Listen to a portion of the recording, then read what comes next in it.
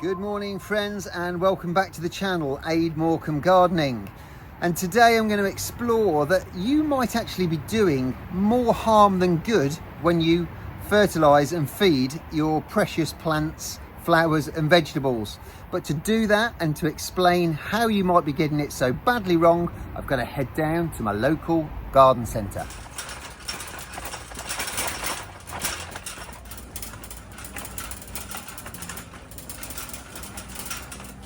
Right, so I'm here at my local garden centre, and the first thing I'm going to show you is the massive selection of fertilisers that are available.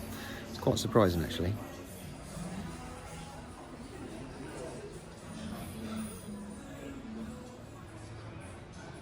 Now, with such a massive selection available, it's more important than ever that you pick the right one for the right plants, that does the right thing at the right time of year. And today I'm going to be buying a couple of examples, and I'm going to take them back home and I'm going to show you there what it is that you need to look for and how it is that you interpret what each fertiliser actually does to the plants that you're planning to feed and fertilise.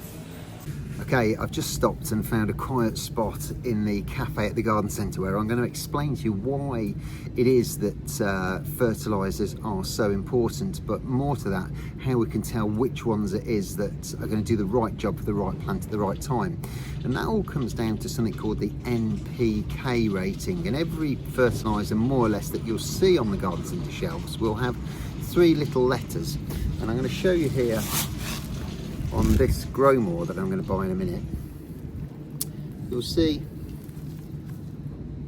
just here three numbers, 777. Now that indicates that there's 7 lots of nitrogen, 7 lots of that's the N, P being phosphorus, so there's 7 lots of phosphorus, and K being potassium, so that's 7 lots of potassium. Now those three elements are the main ingredients of the compost, the feed, and they are what is going to give the nutrients to the plant. Now they're really important because they vary quite drastically between fertiliser to fertiliser, and if you put the wrong one on at the wrong time, you're going to probably end up with the wrong results that you didn't really want, and that can be quite disastrous. Take for instance, if you fertilise your lawn at the wrong time with the wrong fertilisers, one product could look very similar to another product. And I'll take something like Evergreen Extra, which a lot of people put on their lawn in the spring, or variations of Evergreen Extra Plus, or Weed Killer or whatever. That is very high in nitrogen because it wants the plant to grow really quickly. It wants that grass to green up really quickly at the beginning of the year when the weather's good, when it's been dormant all winter. So it's high in nitrogen, but it's very low in phosphorus and potassium, or lower. Now come the autumn, you want to do exactly the reverse with the lawn. You want to slow the nitrogen growth down, the green growth, and you want to up the phosphorus and the potassium, particularly the potassium, because that gives it its winter hardiness and its resilience throughout the winter. So by lowering the nitrogen in the autumn and upping the potassium, you're going to get a very different fertiliser which does a very different job. Swap those around and get the wrong one in the spring and the wrong one in the autumn, you're going to get a lawn that either doesn't grow, or one that grows at the wrong time and then gets a lot of damage through frost and the cold going into the winter. And the winter fertiliser you'd use on your lawn is something called Autumn Extra, rather than Evergreen Extra. So they're very similar, and they don't really make it that clear on the packet, other than they call one Autumn Extra and one Evergreen Extra. And I've had clients say to me, why can't I just use the same one all year? And that's the reason. It's going to do a lot of damage. And the same comes for your fruit, vegetables, pot plants, anything that you're growing in the garden. And I'm going to show you a different one here now. This is something called Vitax Q4. This has I have to need my glasses. This has a very different NPK ratio, and up in here you'll see it's 5.3, 7.5 and 10.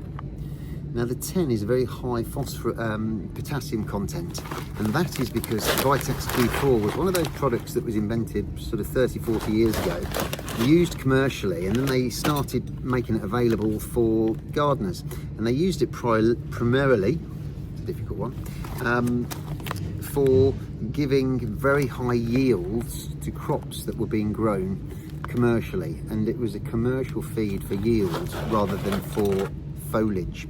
So if you want to get loads of foliage growth, you add nitrogen. If you want to get loads of good healthy root growth, you add phosphorus. And if you want to get lots of good flowers and high yields and a good root system that makes your plant resilient into the winter, you add potassium. Now there's naturally occurring fertilizers that you can use, that you can find in your house. If you've got an open fire, for instance, the ash from your fire is really high in potassium. Coffee grinds as well, very high in nitrogen. So if you want to put the coffee grinds on your garden, you'll be adding nitrogen to your garden. You'll get lots of foliage growth then. So the nitrogen gives foliage growth, the phosphorus gives root growth and some flowering benefits, and the potassium gives winter hardiness, fruit, flowering crops basically. So phosphorus for the roots, potassium for the feed of the fruit and the flowers, and nitrogen for the foliage. Don't get them mixed up, because you don't want to be feeding a nitrogen high fertilizer in the autumn, because you'll just create lots of fresh new growth that will be damaged by the frost or killed off very easily, and that is not resilient to disease. So there you have it. It's a simple breakdown, but one that's vitally important to remember, and one that varies from product to product massively. If you enjoyed that one, give me a big thumbs up, give me a like, and I'll see you on the next video. But for now, keep on gardening.